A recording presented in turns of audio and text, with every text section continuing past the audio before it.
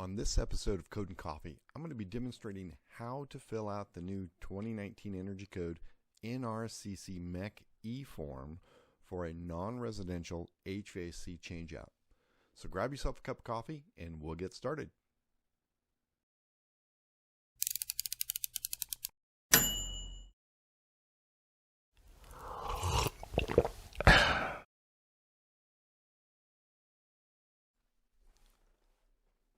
Welcome to this episode of Code and Coffee. I'm your host, Brian Selby, and today I'm going to demonstrate how to fill out the NRCC-MCH-E form for a commercial HVAC changeout for compliance with the 2019 Energy Code. Before I start on today's project, I would love to hear from you about how you like this type of training. If you consider hitting that like button down below, we appreciate those, and it just gives us a little bit of encouragement that you're familiar, you like this type of programming, like to see more of it. Also, please consider hitting the subscription button to the Energy Code Ace YouTube channel and also clicking the bell icon, and that will notify you when we have new training available. Lastly, if you have any questions or comments about this episode, please leave a comment down below and I will address those as quickly as possible. Let's dive into today's project. I've opened the NRCC-MCH-E form using Adobe Reader, and we're going to start by entering a project name. For today's purposes, we're going to call this HVAC changeout, but you'll enter your specific project name as well as your project address. Today I'm going to be using 123 any place, and today's date. You can use this calendar drop-down tool, just clicking the box and selecting the date. We're going to start entering our table information with table A, general information. Project location, you'll notice in the description our project is located in San Jose. And if you're unfamiliar with which climate zone San Jose is in, I'll provide a link to the Energy Commission's zip code lookup. You can enter the zip code for your location and determine which climate zone it's in. Today, we're going to be entering climate zone 4. That's San Jose, California. Our total conditioned floor area is 1,500 square feet, and we have 0 unconditioned floor area. The number of floors above grade would be 1. Single-story building. Enter the appropriate number of floors based on your project scope specifically. So, the occupancy type within the project, we're solely a retail building, so we're going to check the retail occupancy here. If you have multiple occupancies within a single building, select all that apply here. I'll scroll down to table B, our project scope, and start entering information about our system and our alteration. Our project consists of a heating air system, a cooling air system, and mechanical controls. Complete the entire package. Column 2 of table B is for wet system components. That's not the type of system we're installing. We'll be installing dry system components for a package unit, and those components will include an air economizer, fan systems, ductwork. Even though we're not altering ductwork, we need to include ductwork in the analysis or the compliance results so that we can identify nothing's being done. I'll scroll down to table B, our project scope, and start entering information about our system and our alteration. Our project consists of a heating air system, a cooling air system, and mechanical controls. Complete the entire package. Column 2 of table B is for wet system components. That's not the type of system we're installing. We'll be installing dry system components for a package unit, and those components will include an air economizer, fan systems, ductwork. Even though we're not altering ductwork, we need to include ductwork in the analysis or the compliance results so that we can identify nothing's being done there. And also, we need to include ventilation. That's the outside air ventilation requirements. That completes project scope, table B, and it will open the appropriate tables for us to enter the information. Scrolling down to our compliance results, you'll notice that all of the columns indicate that these are not meeting code at this point since we haven't entered anything. We're going to be continuing on to enter information. We'll come back to this table after we complete each section so that we can ensure that our compliance has been met for this. Let's scroll down to page 2, and we're going to begin entering system information on Table F. Table F is for HVAC system summary. It's going to continue on the following page as well, but let's begin by inserting the appropriate information here. Column 1 is asking for a system name or item tag. We're going to call this RTU1 just for documentation purposes. The equipment category, and this is from tables 110.2 in the standards. We need to identify the category, and in this case our product, being a package unit, is going to be a furnace plus AC. Your system may vary. You'll need to identify that system or equipment category based on the equipment type that you're installing. Additionally, in column 3, we need to identify the actual equipment type. There are several different types within each category. In our case, we're going to be installing an AC air-cooled packaged or single package plus warm air furnace. So it's a packaged outdoor unit with a gas-fired furnace and AC. Now, column 4 is asking for the smallest available size. This is speaking to the oversizing requirements set in the standards.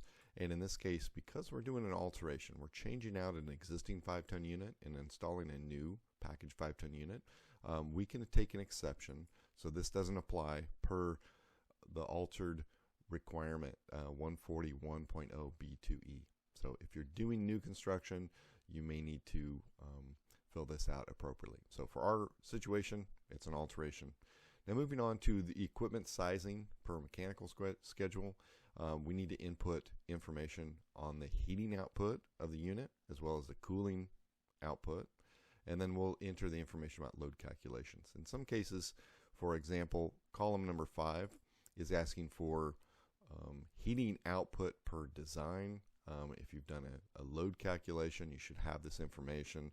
In our case, the heating output per design requires 22,400 BTUs. These inputs are in kBTUs, so we'll enter it as 22.4. We'll also be entering that same number in our load calculations area. The rated output of the heating system, based on our information in the details below, you can follow along, is 54.4 thousand BTUs. So we're going to enter 54.4. There is no supplemental heating output, so we're going to enter 0 here. If you had a heat pump or some other electric resistance heating in the project, you would enter that here. Cooling output per design, again, this is our sensible output of our equipment that we've selected. The sensible output is 42.6. That's in kBTUs per hour. The total output of the system is 58.5. So enter that information based on the equipment that you've selected or you're proposing to install. Now, load calculations, those need to be produced by an approved method from the Energy Commission. You can go to the standards and look that up. We're using some load calculations for this project, and that's included in the proposed equipment data in the details below. We're saying our heating load is 22.4 kBTUs per hour, and our cooling load is 48.6 kBTUs per hour. That completes the first portion of Table F. We need to scroll down to the next page to enter the size category and the efficiency information for this. You'll notice that the name or item tag is carried over from the previous page.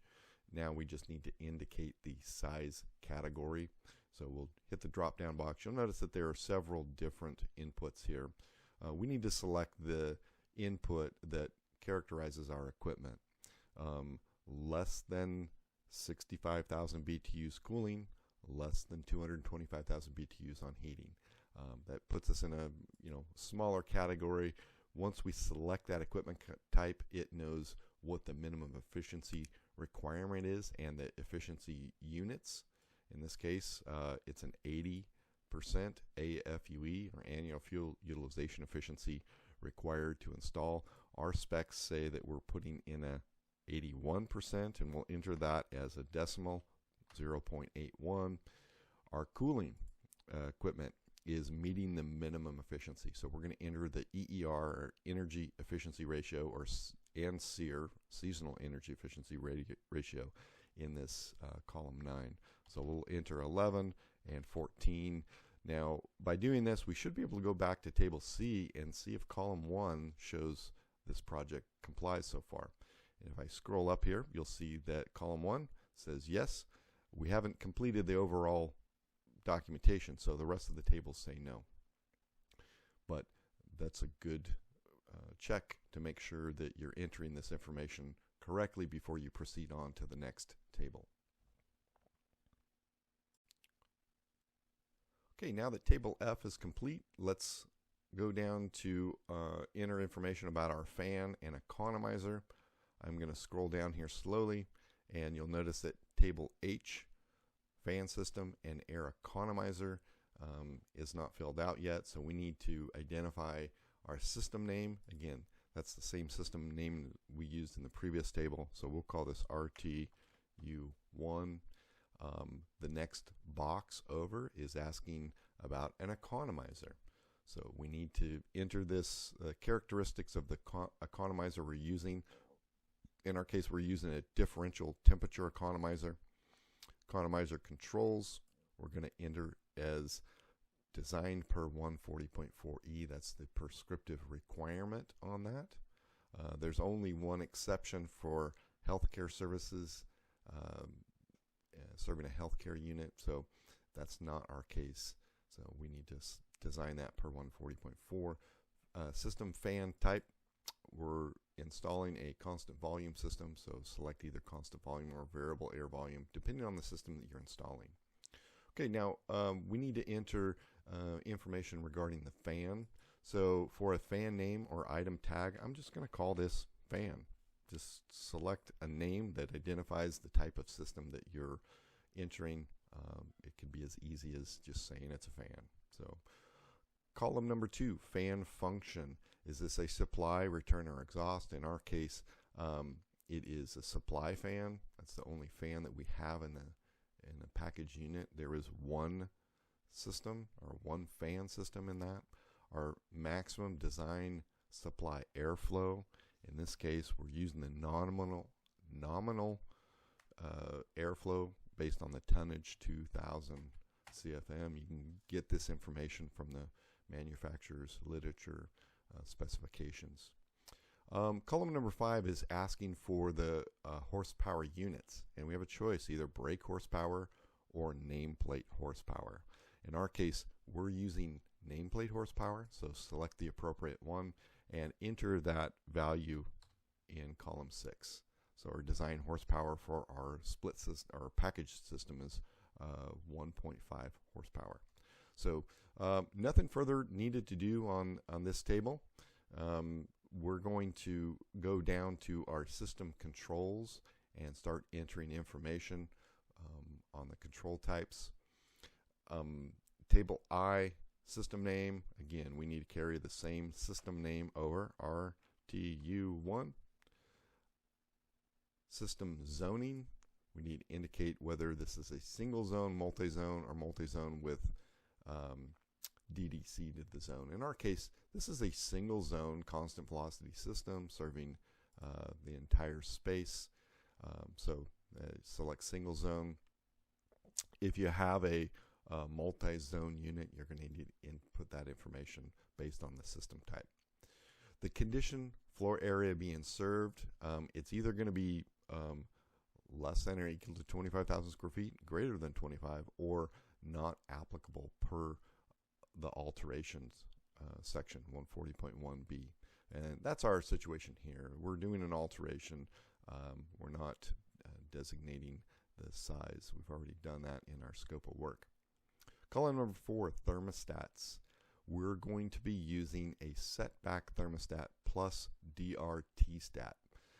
And that's going to satisfy not only the requirement to have a setback thermostat that's capable of programming at least 4 temperature set points within 24 hours, it'll also satisfy our demand responsive control requirement. You'll notice in column 7. We'll get to that in just a minute. Shut-off controls. We're going to select the altered per 141.0b. That's the requirement. That's the exception to the requirement because we're doing alteration. Isolation zone controls. Again, this is an exception for a single zone unit. We don't need to have those because we're only this system is only serving a single zone. Column number 7, demand responsive controls. We're going to use a DR T-stat per section 110.12. You can go to the standards and look at the characteristics of that requirement there. Supply air temperature reset. Again, our system is serving a single zone, and that's not a requirement. Window interlock controls are not required for an alteration project. If you're doing a new construction, you would need to provide those for certain occupancy types. Great. That completes Table I. Let's go back to the compliance results and see how we're doing so far. So we go back to Table C, and you'll notice that our fan economizer table is saying yes, it complies. Our system controls is also saying that it complies, and we're doing great so far. Our next table we need to fill out is our ventilation requirements. If this information makes sense so far, please put a comment down below and say I got it.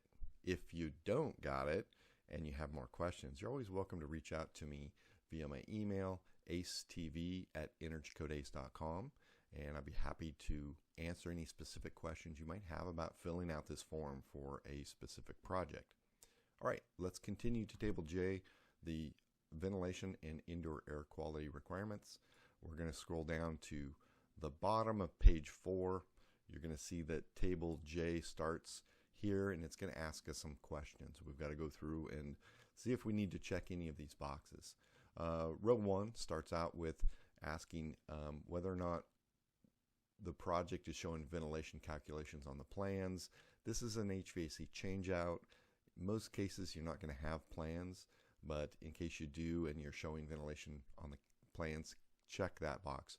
We're going to actually complete this table, so we're not going to be checking this box. The next box asks whether or not this applies to a high-rise residential dwelling unit, and that's not our project. Our project is a retail building, non-residential, so it doesn't apply here. And our third box is asking if we're using the natural ventilation strategy, and that's not the case. We're going to be using mechanical ventilation. So let's go ahead and scroll down to the inputs for Table J, and that's on the next page. If you're following along, we're going to enter our first column, column 4, system name. We're going to continue that, RTU1. System design outside air, CFM airflow. We're going to leave this blank for right now. What we're going to do, since we don't have a design outside air, we're going to use the required outside air to fill in the space.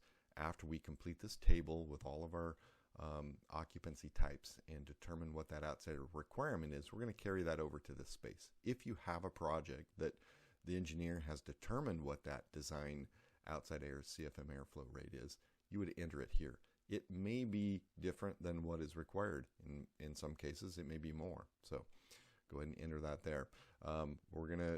We're not going to be doing any transfer air, so we're going to enter a 0 there.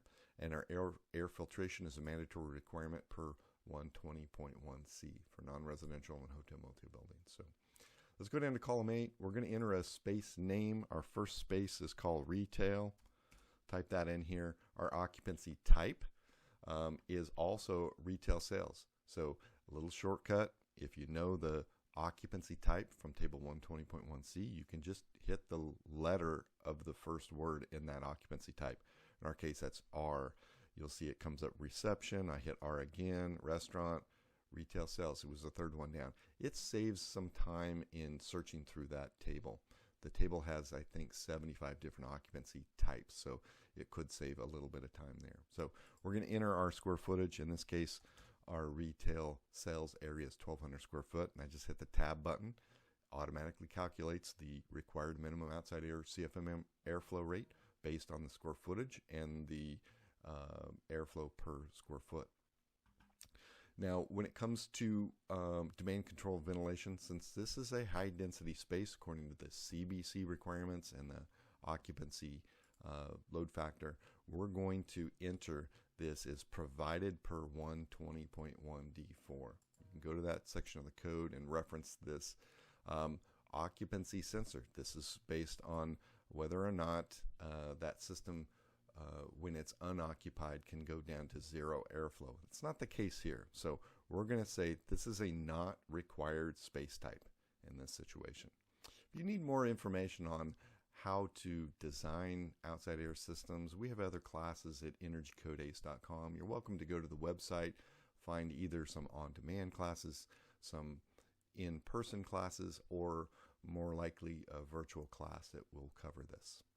Okay, we're going to add a occupancy type by hitting this kind of blue-green button here, add occupancy type. It's going to add a second row. So our second occupancy type here is our storeroom. All right, so the plans call it storeroom, and that particular occupancy type is a warehouse. So I'm just going to hit the W key, and it's the first one that comes up. Saves you some time.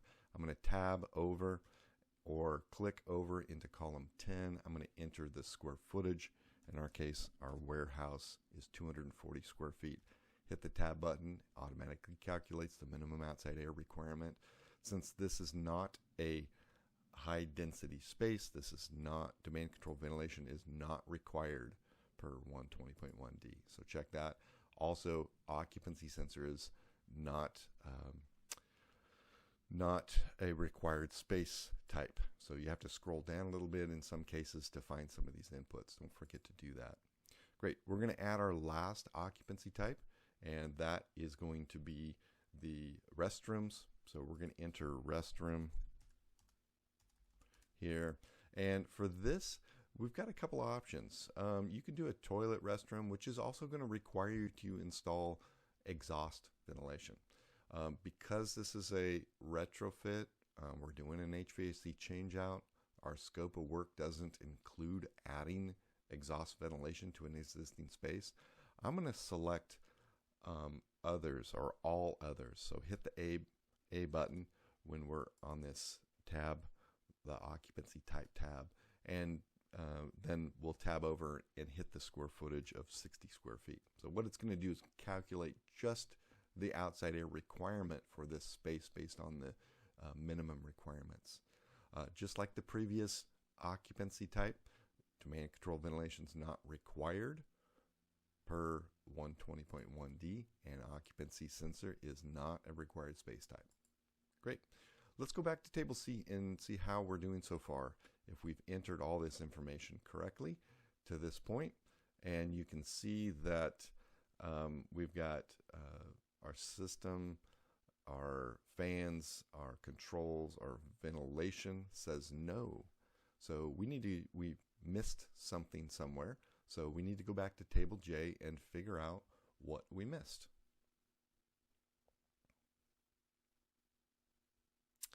There it is. We forgot to carry over that outside air system design for column 5.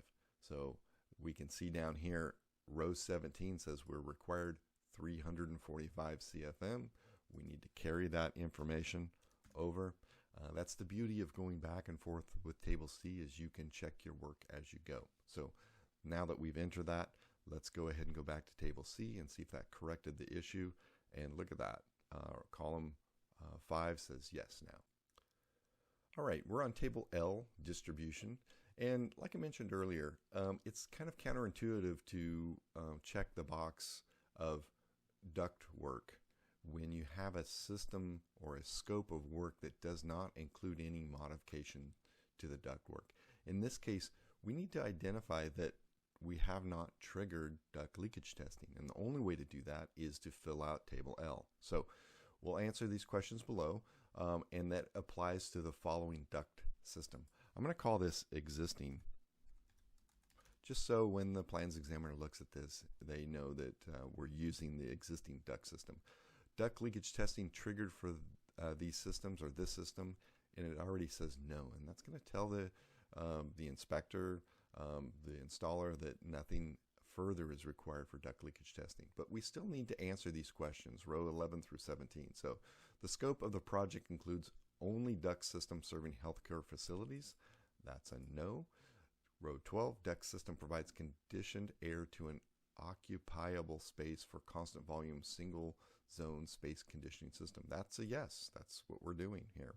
The space conditioning system serves less than 5,000 square feet. Yes.